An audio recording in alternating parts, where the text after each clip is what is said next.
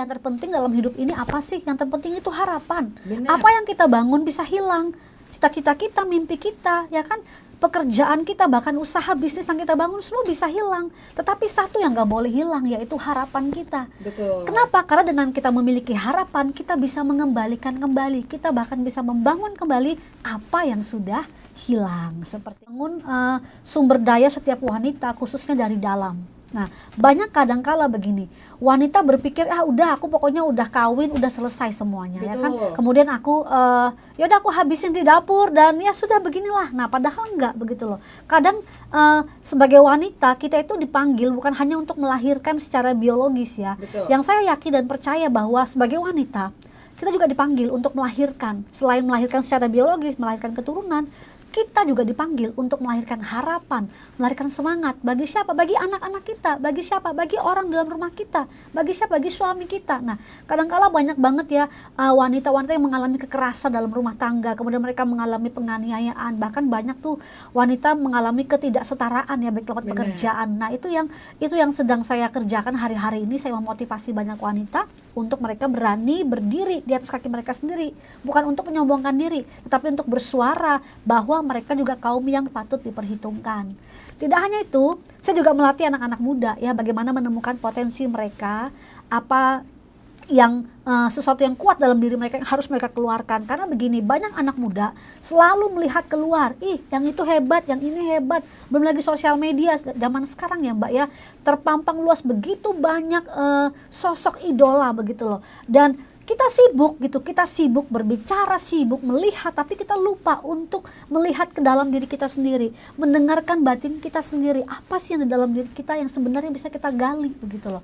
Karena yang saya yakin begini, semua potensi, semua kehebatan, semua masa depan kita itu tersimpan dalam diri kita, seperti sebuah benih. Ya kan, benih pohon apel itu, benih pohon apel itu kan kecil ya, tetapi benih ini meskipun dia kecil, tetapi semua kekayaan, semua kehebatan, bahkan kita bisa melihat sebuah pohon apel yang begitu besar dengan buah yang begitu banyak, itu semua dimulai dari benih yang kecil. Benar. Jadi banyak orang itu nggak pernah melihat ke dalam dirinya, mereka sibuk cari keluar. Padahal semua potensi, kehebatan, mimpi masa depan, semuanya itu sebenarnya tersimpan di dalam diri mereka seperti itu. Betul Tinggal banget. menggali keluar. Yang paling penting itu adalah keberhargaan diri kita ya. Kalau kita mengerti berapa nilai diri kita, maka kita akan tahu memperhatikan orang lain begitu loh. Seperti ini misalnya, saya punya uang 100.000, ya kan? Kalau saya punya uang 100.000, saya kucel-kucel, maaf kata saya ludahi begitu, kemudian saya buang. Pertanyaannya, nilainya berkurang apa enggak? Enggak kan? Enggak Enggak tetap kan? berharga juga Tetap gitu 100.000 kan, Bener. tetap berharga meskipun dia udah dikucel-kucel, maaf kata diinjek, kemudian diludahi, bahkan dibuang, diselokan sekalipun, nilainya nggak pernah berubah. Nah, banyak orang nggak punya mindset ini gitu loh. Mereka memandang diri mereka melabel diri mereka seperti lingkungan mereka, padahal enggak gitu loh. Memang orang tua kita mungkin kita lahir dari keluarga yang miskin misalnya, atau kita lahir dari keluarga yang bercerai misalnya, kita lahir dari orang tua yang nggak jelas misalnya, tapi masa depan kita nggak pernah tuh ditentukan sama mereka. Benar. Masa depan kita ada dalam diri kita sendiri. Betul. Begitu loh. Nah, kemudian karena mindset ini yang nggak pernah berubah, akhirnya seperti itu. Self pity, mengasihani diri sendiri, kemudian akhirnya sibuk melihat kekurangan-kekurangan, akhirnya menuntut orang lain. Nah, lupa padahal potensinya ada dari dalam mereka. Nah, ini yang saya pengen gali, ini yang saya ceritakan semua di dalam buku saya, Di Hidupmu Belum Titik, yang saya tulis khusus untuk semua orang yang merasa sendiri, yang merasa nggak punya harapan, yang merasa ditinggalkan. Saya mau kasih tahu bahwa masih ada sahabat dalam dirimu.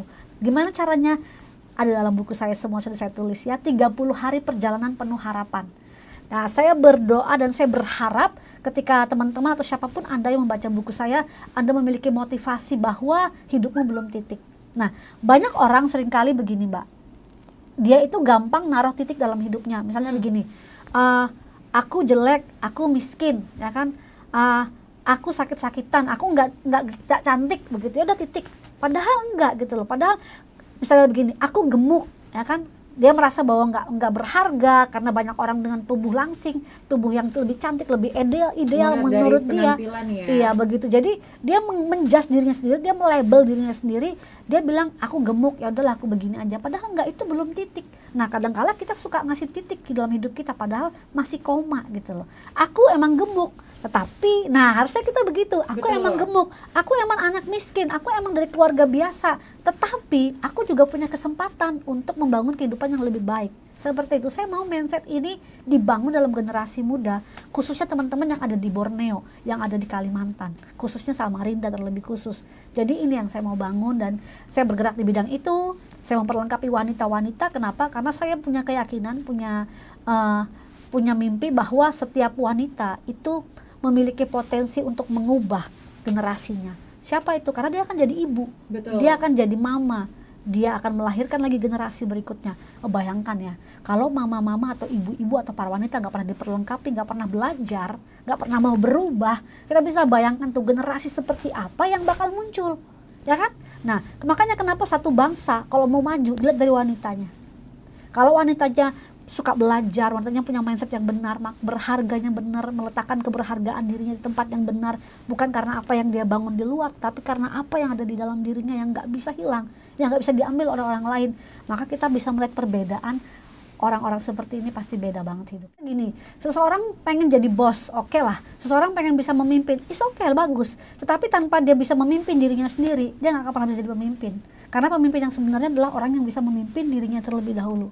Sebesar apapun ya, modal, kekayaan, bahkan investasi yang diberikan ke tangannya dia, kalau dia nggak bisa memimpin atau memanage dirinya sendiri, saya bisa katakan itu bakal habis gitu loh. Jadi saya juga bergerak ya bersama dengan tim, kami bergerak di bidang pelatihan untuk leadership gitu, kemudian juga untuk parenting, kemudian untuk anak remaja. Kenapa anak remaja? Karena begini, pernah nggak Mbak Bella dengar kenakalan remaja? Pernah. Nah ya, jadi nggak ada tuh kenakalan mahasiswa begitu ya, atau kenakalan yang di atasnya lagi nggak pernah disebutkan kenakalan remaja. Kenapa? Karena di fase remaja itu fase dimana mereka tuh pengen tahu semuanya, dan mereka pengen mencoba semuanya. Nah kalau kita sebagai generasi yang ada di zaman sekarang nggak memperlengkapi diri, nggak mau belajar konsep apa aja yang bisa kita dapatkan, maka yang terjadi kita akan melihat remaja-remaja bakal hancur. Apalagi zaman sekarang di mana era globalisasi ya, semuanya masuk, semuanya kita terima tanpa filter yang baik. Benar. Hancur.